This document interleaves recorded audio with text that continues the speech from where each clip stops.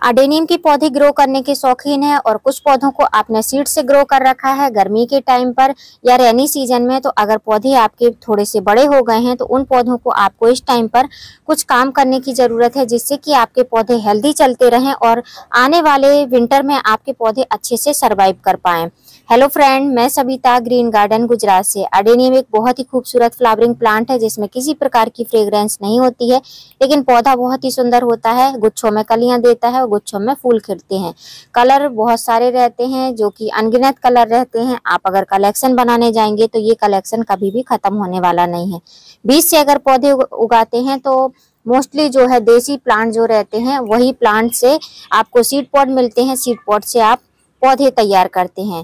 Adenium एक ऐसा plant है जो कि लंबा प्रोसेस लेता है। सीड उगाने से लेकर पौधे तैयार करने तक का लगभग 1 साल से 1.5 साल का टाइम लगता है, ग्राफ्टिंग तक का अगर आप काउंट करते हैं तो अगर आपने सीड से ग्रो कर रखे हैं तो जो काम आज मैं करने वाली हूँ वो काम आप कर सकते हैं, जिससे कि आने वाले विंटर में कितनी भी विंटर पड़ेगी आपके जो सीड से ग्रो किए हुए बेबी प्लांट है वो प्लांट अच्छे से बढ़ेंगे भी, उनके कॉर्डेक्स भी हेल्दी रहेंगे, पौधा मजबूत रहेगा, पौधा खराब नहीं होगा और आने वाले समर्स में आप उन पर ग्राफ्टिंग भी कर सकते हैं। या फिर आप ऐसे ही फ्लावरिंग लेना चाहते हैं तो प्रूनिंग कटिंग करके उनको फ्लावरिंग के लिए इंक्रीज कर सकते हैं। तो जिस तरीके से मैं तैयार करने वाली हूँ अपने अडेनियम को समर्स के लिए विंटर के पहले, वैसे आप भी कर सकते हैं, जिससे कि पौधे आपके हेल्दी रहेंगे, पौधे अच्छे से सुरक्षित रह सकेंगे। ये जो पॉली बैग में लगे हुए आप प्लांट देख रहे हैं, इनको मैंने लगभग मई लास्ट में सीड से ग्रो किया था और इसी तरीके से पॉली बैग में डाल दिए थे, क्योंकि सारे ही सीड पॉट मैच्योर नहीं हुए थे। तो जितने थे मैंने सारे ही इसी तरीके से पॉली बैग में डाल के और ऊपर से जो है कोकोपीट से ढक दिया था। इसमें 8-9 प्लांट ग्रो हुए हैं, तो आज इनकी हम रिपोर्टिंग करेंगे। आपने अगर सीड से प्लांट ग्रो किए हैं, उनकी हाइट इतनी बड़ी बड़ी है या उससे भी छोटी है, इतनी छोटी हाइट है, तो उनको भी आप इस टाइम पर रिपोर्ट कर सकते हैं। रिपोर्टिंग करते टाइम आपको किस चीज का ध्यान रखना है वो भी आपको बताऊंगी। कैसा सॉइल मिक्स बनाना है जिससे कि विंटर में आपके जो ये सीड से ग्रो हुए प्लांट हैं बेबी अडेनियम, ये खराब ना हो। तो सबसे पहले तो हम इसको इस ग्रो बैग से निकालेंगे। जो इस तरीके का पॉली बैग है, ऐसे नीचे नीचे करके नीचे से दबाएंगे, प्रेस करेंगे और इनको हम निकालेंगे, क्योंकि इसमें ऐसा स्पेस नहीं है कि फिंगर इसमें हम फंसा पाएं। तो ऐसे धीमे धीमे से इनको हम निकालेंगे। तो पहले मैं निकाल लेती हूँ, फिर मैं आपको दिखाती हूँ। तो अभी आप देख सकते हैं इस तरीके से धीमे धीमे करके इनको मैंने निकाल लिया है और ये सैंड और सॉइल के मिक्स में ही लगे थे। रूट काफी अच्छे से बनी है, कॉर्डेक्स भी जिस हिसाब से कॉर्डेक्स को बड़ा होने के लिए स्पेस मिला, कुछ के बड़े कॉर्डेक्स हैं, कुछ के छोटे कॉर्डेक्स हैं। अब मिट्टी को हम धीमे धीमे ढीला करेंगे। आप चाहो तो एज इट इज ऐसे ही इनको पानी में आप डिप कर सकते हो, जिससे कि रूट बिल्कुल भी डिस्टर्ब नहीं होंगी। फर्स्ट टाइम अगर आप अडेनियम की रिपोर्टिंग कर रहे हो तो जैसा रूट बॉल रहता है वैसा ही आप रखिए और एज इट इज वैसे ही आप रखें और फिर पानी में से निकालेंगे तो पूरा धुला हुआ कॉर्डेक्स आपको मिलेगा। तो सबसे पहले इसकी मिट्टी को थोड़ा सा क्लीन करेंगे, इनको सेपरेट करेंगे। अब क्लीन करने का मतलब ये नहीं है कि इनके रूट को डिस्टर्ब कर देना है। जितना ये मिट्टी झड़ती है उतना आप झड़ा सकते हैं। हमारे यहाँ पर मिट्टी गीली है इसलिए अभी चिपकी हुई है। अगर थोड़ी सी मिट्टी सूखी होती तो आराम से ये झड़ जाती, इसमें से रूट में बिल्कुल भी चपकी नहीं रहती। तो इनको हम क्लीन कर लेते हैं पहले। अब इतने सारे पौधों में इतनी कम मिट्टी थी तो पौधे कैसे ग्रो करेंगे, तो देख सकते हैं मिट्टी को मैंने निकाल लिया है। अब हम एज इट इज ऐसे इनको नहीं लगा सकते हैं, क्योंकि इनमें सॉइल मिक्स लगा हुआ है और कहीं कहीं पर वाइट तरीके का फंगस की तरह भी है। तो इनको हम पहले और अच्छी तरीके से पानी से, जो फ्रेश पानी रहेगा नॉर्मल वाटर, उससे हम इसको क्लीन करेंगे। आप पाइप से भी इसको धुल सकते हैं। तेजी से अगर इस पे प्रेशर मारेंगे तो ये पूरी ही मिट्टी नीचे झड़ जाएगी। लेकिन मैं इस तरीके से पानी में इनको डिप कर दूंगी, जिससे कि रूट बिल्कुल भी डैमेज नहीं होगी। नॉर्मल वाटर है और इस तरीके से रख के इनको 5 से 10 मिनट के लिए छोड़ देना है। तो पूरी ही मिट्टी इनकी साफ हो जाएगी, कॉर्डेक्स एकदम क्लीन हो जाएंगे। तो ऐसे रख के हमको 5 से 10 मिनट के लिए इनको छोड़ देना है। ये आप देख सकते हैं मेरा कलर पानी का चेंज हो चुका है। अब हम इसको निकाल कर देखेंगे। थोड़ा सा ऐसे ऐसे कर देना है, जिससे कि ये देखिए पूरी ही इसकी रूट क्लीन हो चुकी हैं और मिट्टी नीचे चली गई है, पानी में मिक्स हो गई है और ये इनकी रूट एकदम से क्लीन हो गई है। तो इस तरीके से आपको करना है, जिससे कि रूट बिल्कुल भी डैमेज ना हो।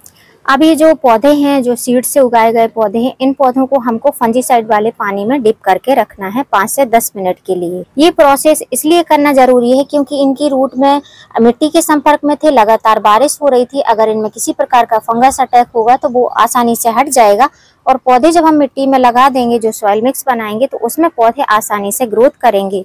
अब फिर से हमको एक खाली बाउल लेना है, उसमें हमको पानी डालना है। उसमें लगभग हाफ टेबल स्पून के करीब मैं फंजीसाइड का यूज कर रही हूँ। मेरे पास में साफ का फंजीसाइड है।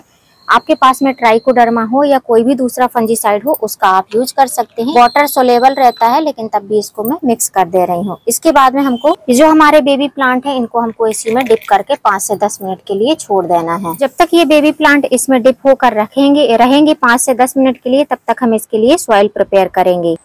अडेनियम एक सकुलेंट वैरायटी का प्लांट है। इसकी सॉइल मिक्स बनाते टाइम हमेशा याद रखना चाहिए कि सॉइल मिक्स पेल्ड्रन होना चाहिए।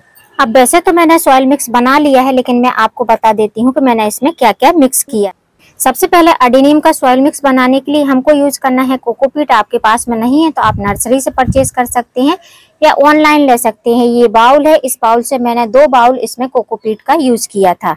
कोकोपीट डालने से जो पौधे रहते हैं उनकी रूट बहुत अच्छी डेवलप होती है, हल्का मीडिया बनता है, जो कि बहुत जरूरी है अगर आप टेरेस गार्डनिंग करते हैं। दूसरी चीज मैंने यूज करी है गार्डन की सॉइल, जो कि हमारे गमले की मिट्टी रहती है। मिट्टी डालना बहुत जरूरी है जिससे कि पौधे का अच्छा विकास हो पाए, पत्तियां हरी भरी रहें। अगर हम मिट्टी का यूज नहीं करते हैं तो जो पोषक तत्व रहते हैं वो अच्छी तरीके से मिल नहीं पाते हैं और पौधा हमारा अच्छे से ग्रोथ नहीं कर पाता है। तो आपको मिट्टी जरूर ऐड करना है। जब भी आप अडेनियम लगाते हैं तो भले ही एक पौधे में 1 मुट्ठी मिट्टी डालें, लेकिन मिट्टी का यूज आपको जरूर करना है। तो इसी बाउल से मैंने 2 बाउल मिट्टी का यूज किया है। तीसरी चीज जो मैंने यूज की है वो है कंस्ट्रक्शन सैंड, जिसको रेती, बजरी, मोरंग इस तरीके नामों से जाना जाता है। तो इस बाउल से मैंने 2 बाउल कंस्ट्रक्शन सैंड का भी यूज किया है। अगर आपके पास में कोकोपीट नहीं है तो आप सैंड और सॉइल के मिक्स में सैंड और जो हमने गमले की मिट्टी ली है उसको बराबर बराबर पार्ट में डालकर लगा सकते हैं। लेकिन कोशिश करें कि सैंड की मात्रा ज्यादा रहेगी तो चलेगा। मिट्टी की मात्रा अगर ज्यादा हो जाएगी तो मिट्टी एकदम, जो हम सॉइल मिक्स बनाएंगे वो एकदम कॉम्पैक्ट हो जाएगी, बंधी हुई मिट्टी रहेगी, जिससे कि रूट अच्छे से फैल नहीं पाएंगी। तो जो मैंने 3 चीज बताई हैं उनको बराबर बराबर मात्रा में डालकर मैंने इस तरीके से इनका ऐसा भुरभुरा सॉइल मिक्स बनाकर रेडी किया है। अडेनियम आप लगाते हैं तो ऐसा सॉइल मिक्स बनाते हैं तो अडेनियम आपका बहुत अच्छे से ग्रोथ करता है, कॉडेक्स बहुत अच्छे से डेवलप करता है, उसकी रूट बहुत अच्छे से बन पाती है।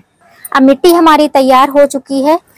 अब जो पौधे हमने इसमें फंजीसाइड वाले पानी में डाले थे इनको हमको निकाल लेना है। ये बहुत अच्छे से फंजीसाइड वाले पानी से ट्रीटेड हो चुके हैं। अब इसके बाद में हमको इनकी रिपोर्टिंग करना है। अब आप चाहो तो ये प्लांट को अच्छी तरीके से फंजीसाइड वाले पानी से धो भी सकते हो। मैंने खाली रूट को ही अच्छे से क्लीन किया है। अब इन पौधों को लगाने के लिए आप कई तरीके के पॉट का यूज कर सकते हो। नर्सरी के पॉट का यूज कर सकते हो, वेस्टेज मटेरियल में लगा सकते हो, या फिर जिस तरीके से मैं लगाने वाली हूँ वैसे लगा सकते हो, या फिर पॉली बैग में जो प्लास्टिक के नर्सरी पॉली बैग आते हैं उनमें भी लगा सकते हो। इजी रहता है ग्राफ्टिंग करना। लेकिन मेरे पास में अभी किसी प्रकार के पॉली बैग वगैरह हैं नहीं, सारे ही मैंने सीडलिंग रिपोर्ट कर दी हैं, जो कि हमारी विंटर की सीडलिंग है।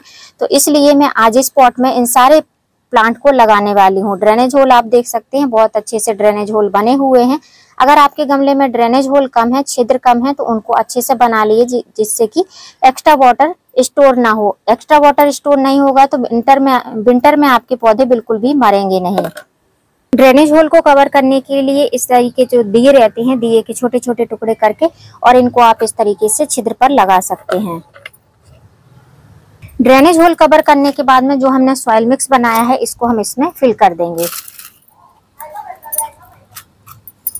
तो हाफ पार्ट तक हम ये सॉइल मिक्स को इसमें फिल करेंगे। अब आप देख सकते हैं गमले को मैंने लगभग आधा हिस्सा तक भर दिया है, और उसके बाद में थोड़ा सा, हम बहुत ज्यादा प्रेस नहीं करना है, थोड़ा थोड़ा हल्के हाथ से इसको हमको प्रेस कर देना है और इस गमले को हमको साइड कर देना है। अब जो हाफ हमारा सॉइल मिक्स बचा हुआ है इसमें हम फर्टिलाइजर मिक्स करेंगे। अब आप सोच रहे होंगे उसमें सॉइल मिक्स में फर्टिलाइजर नहीं मिला है, आप चाहती तो डायरेक्ट मिला लेती, लेकिन उसमें वेस्ट हो जाएगा।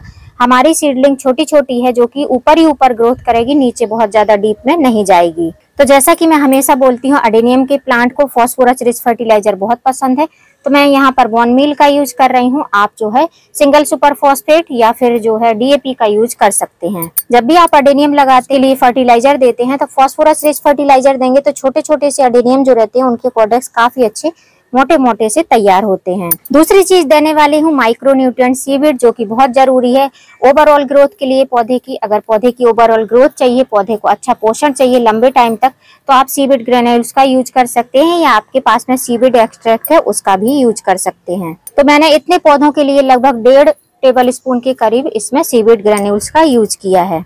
अब ये दोनों ही फर्टिलाइजर डालने के बाद में हमको अच्छे से इसको मिक्स कर लेना है। अब ये हमारा ऊपर डालने के लिए फर्टिलाइजर वाला सॉइल मिक्स अच्छे से मिक्स हो चुका है। अब हमको पौधों को लगाना है।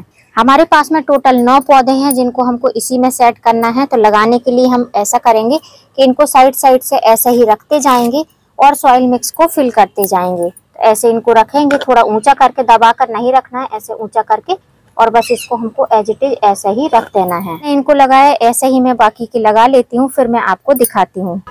अभी आप देख सकते हैं पौधों को मैंने इस तरीके से सेट कर दिया है, लगा दिया है। जितने 9 के 9 जो बेबी प्लांट थे इनको सबको इसमें सेट कर दिया है। अगर आपके पास में भी पॉली बैग नहीं है, गमले की व्यवस्था नहीं है, तो ऐसा कोई फैला सा गमला हो उसमें आप अभी इस टाइम पर रिपोर्ट कर सकते हैं। अब रिपोर्टिंग करने के बाद में फिंगर से थोड़ा थोड़ा आपको इनको दबा देना है, बहुत ज्यादा प्रेस नहीं करना है, थोड़ा थोड़ा दबाना है, जिससे कि जब हम इनमें वाटरिंग करें तो ये सॉइल मिक्स हटना नहीं चाहिए और रूट ओपन नहीं होनी चाहिए। तो ऐसे थोड़ा थोड़ा सा आपको प्रेस कर देना है। और यदि कोई पीली पत्ती वगैरह दिख रही है तो उसको अभी तुरंत ही रिमूव कर दीजिए, जिससे कि पौधा आपका अच्छे से रूट बना पाए।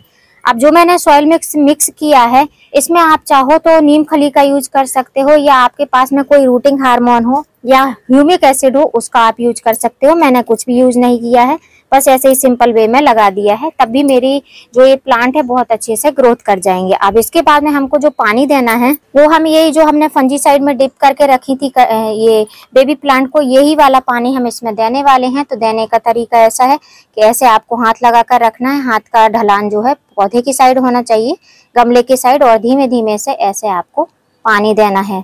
हाथ पे ऐसे पानी मिट्टी में जाना चाहिए, इस तरीके से आपको इसमें पानी देना है। इसी तरीके से चारों तरफ हम ऐसे पानी डाल देंगे। इसमें फंजीसाइड नहीं है तो आप नॉर्मल वाटर भी यूज कर सकते हैं। फंजीसाइड अगर नहीं है तो आप एलोवेरा जेल का जेल निकाल कर, एलोवेरा की लीफ का, तब भी आप इसमें वाटरिंग कर सकते हैं। अब थोड़ा सा पानी मैंने नीचे रूट में दे दिया है, थोड़ा सा ये जो फंजीसाइड वाला पानी है ऊपर से डाल दे रही हूँ, जिससे कि इनकी स्टेम भी सुरक्षित हो जाएं। अब इससे ज्यादा पानी नहीं देना है, क्योंकि हमने 2 बार इसको एक सिंपल पानी में डिप करके रखा था इन बेबी प्लांट को, और फिर उसके बाद में फंजीसाइड वाला पानी में डिप करके रखा था। लगभग 20 मिनट के करीब, दोनों को मिलाकर हमने 20 मिनट के करीब इसको पानी में डिप करके रखा था।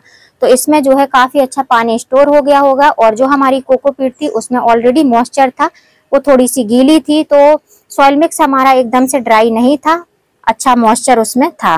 तो इस तरीके से आप, अगर आपके पास में बेबी प्लांट है एडेनियम के, तो ऐसे आप उनको रिपोर्ट कर सकते हैं।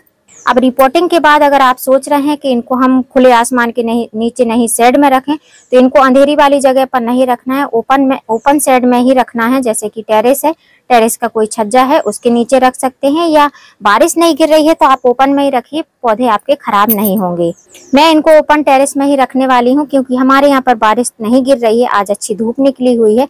तो इनको इसी तरीके से रखूंगी, और जब इनकी मिट्टी थोड़ी सी ड्राई होने लगेगी तब इसमें वाटरिंग करूंगी। तब तक इन पौधों को ना किसी फर्टिलाइजर की जरूरत है, ना ही पानी की जरूरत है। तो यदि आप भी चाहते हैं कि गर्मी में पौधे तैयार करके हम ग्राफ्टिंग कर पाएं या नए नए पौधे बना पाएं, तो अगर आपने सीड से ग्रो किए हैं पौधे, तो इस तरीके से उनको रिपोर्ट कर सकते हैं। जल्दी जल्दी से, अभी 1 महीने का 1.5 महीने का टाइम है, आपके बेबी प्लांट काफी अच्छे से पौधे का रूप ले लेंगे और बहुत अच्छे से बढ़ेंगे। कॉडेक्स भी बड़ा रहेगा, पत्तियां भी हरी रहेंगी, पौधे भी तेजी रफ्तार से बढ़ने लगेंगे। अब इस चीज का हमेशा ध्यान रखना है कि पौधे लगाने के बाद, रिपोर्ट करने के बाद में उनकी प्लेस बार बार चेंज नहीं करनी है। एक जगह पर जहां रख दें वहीं पर रहना चाहिए। और अगर बारिश का टाइम है तो इनको किसी स्टैंड के ऊपर रख सकते हैं, जिससे कि एक्स्ट्रा मॉइस्चर निकल जाए। आपकी सॉइल मिक्स अगर मॉइस्चर नहीं था, उसमें पूरी ड्राई सॉइल मिक्स बनी हुई है, तो उसमें इतना पानी डालिए कि ड्रेनेज होल से पानी निकलने लगे, जिससे कि आपको भी क्लियर हो जाए कि हमने जो गमला यूज किया है उसके ड्रेनेज होल बहुत अच्छे हैं, तो पौधा हमारा विंटर में भी सरवाइव कर पाएगा। और यदि ड्रेनेज होल अच्छे नहीं रहेंगे, सॉइल मिक्स अच्छा नहीं रहेगा, तो पौधा आपका विंटर में सरवाइव नहीं करेगा।